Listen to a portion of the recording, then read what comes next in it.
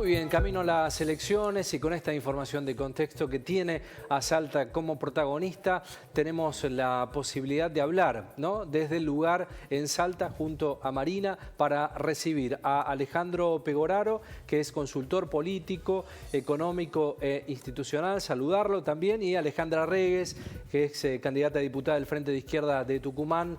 Marina y Ezequiel los saludan. Muy buenas tardes, ¿cómo les va? Hola, muy buenas tardes. ¿Qué tal? Buenas tardes, ¿cómo están? Muy Bueno, bien, por muy acá. bien.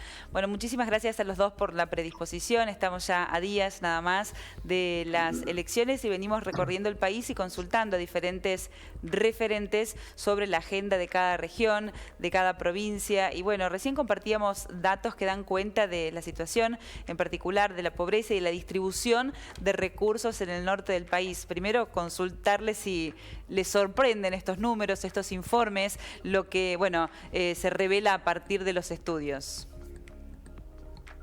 Bueno, si querés arranco yo. Adelante. La verdad que no. O sea, muchas de las cosas que ustedes están diciendo lamentablemente no son novedad. Siempre el NOA es parte de las regiones que mayor índice no solamente de pobreza, de desocupación, también de precarización laboral tienen, incluso considerando que son índices, cuando se trata de los índices oficiales, que muchas veces están subrepresentado el nivel real, digamos, de desocupación o de pobreza. Por ejemplo, en el caso de la provincia de Tucumán, a todos aquellos trabajadores temporarios no los contabilizan como desocupados, a pesar que tienen trabajo apenas 3 o 4 meses por año, Claro. digamos, como una de las observaciones que se pueden hacer sobre esas estadísticas. Y después lo más grave es que no son estadísticas, digamos, no son fríos números, sino que son la vida de miles, de millones, digamos, en toda la región, que tienen desde hace muchísimos años condiciones realmente paupérrimas, ¿no?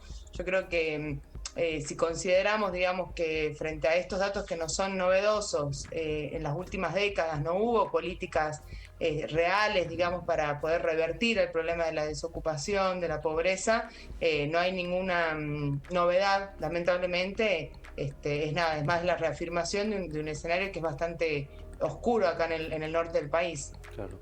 Alejandro, respecto a lo que mencionamos en la apertura, ¿cuáles son a tu criterio las deudas urgentes que hay con el norte argentino? ¿Hay una agenda política nacional prevista para esas deudas? Bueno, en primer lugar, agenda no existe. La agenda para el norte argentino y para el desarrollo del norte grande, de alguna manera se intentó marcar con la conformación nuevamente del Consejo Regional del Norte Grande, que fue una liga de gobernadores, digamos, que se iniciaron a finales del año pasado, y que, como vimos, quedó lamentablemente estancada, ¿no? Hubo un boom en el inicio de esta nueva agenda del Norte Grande, con sobre todos los meses se juntaban los gobernadores, había bajadas de funcionarios nacionales, el presidente mismo. Hicieron un anuncio en referencia, por ejemplo, a la baja de las contribuciones patronales para nuevas contrataciones de personal, y quedó todo en la nada con diferentes motivos, ¿no? Pandemia en el medio, claro, y demás, pero lamentablemente nunca avanzó esa agenda. Fuera de eso, no existe hoy en el Estado Nacional ningún programa, ninguna agenda política que intente de alguna manera remediar las asimetrías que tiene el norte, y que lamentablemente lo que hace es de alguna manera profundizar las condiciones de desigualdad que tiene la región en relación con los grandes centros urbanos, que está vinculado no solamente a cuestiones de infraestructura, que muchas veces es lo que se pone como bandera de atraso para el norte, sino que tiene que ver con posibilidad de empleo, con inversión, con posibilidad de progreso de las comunidades, con ampliación de la calidad del empleo, no solamente tener más trabajo, sino también trabajo de calidad. Estamos muy atrasados en términos, por ejemplo, de salarios. El NEA y el NOA son las regiones con los menores salarios promedio de todo el país. Tenemos niveles de inflación muy altos, mucho más altos que, por ejemplo, el Gran Buenos Aires. Entonces hay un combo de situaciones que lamentablemente hace que el norte hoy no tenga condiciones de progreso o condiciones o algún camino, una ruta trazada para poder solucionar o achicar esas asimetrías que tenemos con las grandes provincias del país, ¿no? claro. Lo que no existe, como te decía, es ni una agenda, y lamentablemente, por más de que los discursos suenen muy lindos en términos de federalismo, no existe hoy una agenda federal, no solamente para el norte, que quizás es un poco la región mucho más postergada, sino también para otras regiones del país que están un poco más alejadas del centro, porque cuando uno analiza las principales medidas que toma el gobierno nacional en términos de reactivación económica, en términos de control de precios, en términos de resolver de alguna manera las mayores problemáticas macroeconómicas y microeconómicas que tiene el país, están muy centradas en el Gran Buenos Aires particularmente. Entonces hay muchas provincias que quedan por fuera de estas medidas, algunas tienen muchas herramientas propias para salir adelante, pero otras, como por ejemplo algunas del NOA, más chicas sobre todo, y que tienen quizás un poder de aplicación de políticas un poco menores que provincias mucho más desarrolladas, que tenía lo mismo, están un poco a la merced justamente de cuál es el aporte del Estado Nacional para poder solucionar o, como te decía, achicar las brechas que existen en relación al desarrollo de las provincias. Claro. Quería consultarles si para ustedes la pobreza en el norte del país tiene que ver con un fenómeno que se explica por la falta de recursos o por la distribución de los recursos, porque da la impresión de que hay, por otro lado, sectores muy bien posicionados que concentran mucha riqueza. Digo, también es uno de los aspectos, ¿no? Sí, bueno, yo justamente al respecto quería decir algo en función de lo que decía Alejandro recién. Yo creo que así como están todas estas condiciones de pobreza estructurales, digamos, hay también en Tucumán, por lo menos, y seguramente en todas las provincias del NOA, muchísimas políticas para alentar los grandes negociados, ¿no? Por ejemplo, acá en Tucumán, las patronales, los dueños de las citrícolas, que son 5 que concentran el 70% de la exportación del limón, siendo Tucumán la principal exportadora de limón del mundo, digamos. O sea, hay 5 familias que son permanentemente subsidiadas, tienen exenciones impositivas, tienen todo tipo de privilegios, bueno, además de la vía libre para emplear mano de obra en las condiciones que yo describía recién, ¿no? Si vamos a Jujuy, no sé, tener el caso de Blaquier, digamos, es un magnate del negocio azucarero, digamos, hay enormes recursos, digamos, por supuesto que hay desigualdad en cada zona y todo, pero me parece que no se explica tanto por la falta quizás de coordinación o en función, digamos, de los planes o este tipo de reuniones que se arman entre los gobernadores, los empresarios, con Buenos Aires, con Nación. Para mí lo que hay es una política sistemática que empuja hacia la concentración de esa riqueza, digamos.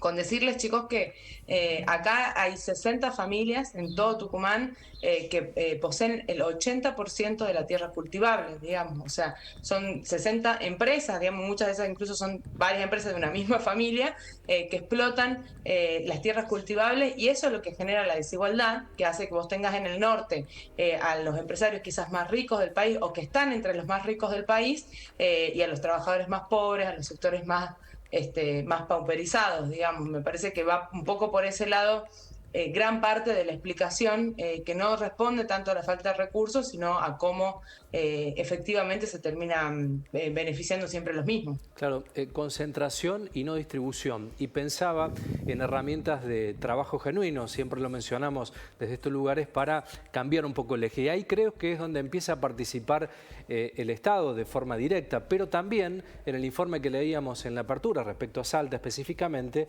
decía el escrito que proyectaba en el informe de la Universidad Salteña, dicen que no se resuelve con programas de transferencia monetaria vigentes, incluso variables como la asignación universal por hijo. Digo, la participación del Estado termina siendo dañina para la no generación de puestos de trabajo genuinos, ¿no? Alejandro o Alejandra, cualquiera de los dos, no hay problema. En primer lugar, la cuestión de concentración es una realidad, un poco lo que decía Alejandra, ¿no? Es una realidad que se palpa mucho más en el norte argentino, por más de que es verdad que existe en todo el país, en diferentes industrias, en diferentes sectores, en diferentes niveles incluso. Ahora, yendo a lo que decías recién, Ezequiel, los programas de transferencia, cuando uno los estudia en diferentes partes del mundo, tienen dos características. En primer lugar, tienden a ser de emergencia, y en segundo lugar, presuponen un escenario medianamente equilibrado. ¿Qué significa esto? Una AUH, por ejemplo, es muy necesaria y es muy beneficiosa para muchas familias, muchas madres, muchos jefes de hogar, en un momento determinado, pero si no está, y con un escenario que debería ser equilibrado en términos de precios. Ahora, cuando la inflación se te va por las nubes, no hay aguache que soporte tu canasta. Entonces, primer conflicto.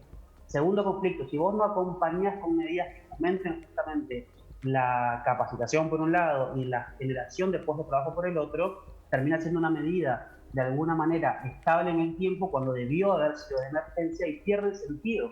Y ahí es donde se afecta muchas veces a las familias que terminan dependiendo de un ingreso que le pueda dar el Estado a través de un programa social, no tienen posibilidad alguna de incorporarse al mercado de trabajo, e incluso esa asistencia extra ni siquiera le alcanza, porque tenés una inflación que te come esa asignación.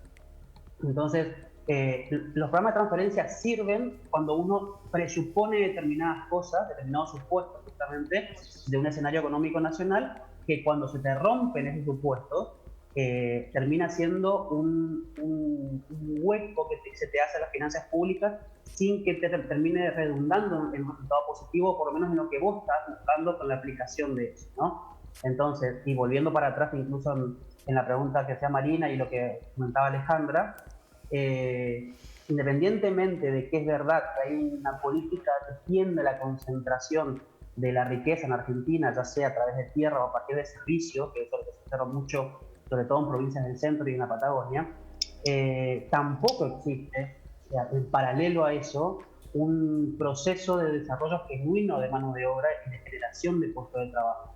Porque estamos concentrando en determinados sectores la mayoría de la empleabilidad en Argentina, pero no estamos teniendo gente o no estamos formando desde la escuela misma y todo el proceso educativo para adelante personas que puedan incorporarse a esas vacantes que eventualmente puede llegar a haber, y ni siquiera hay vacantes para eso.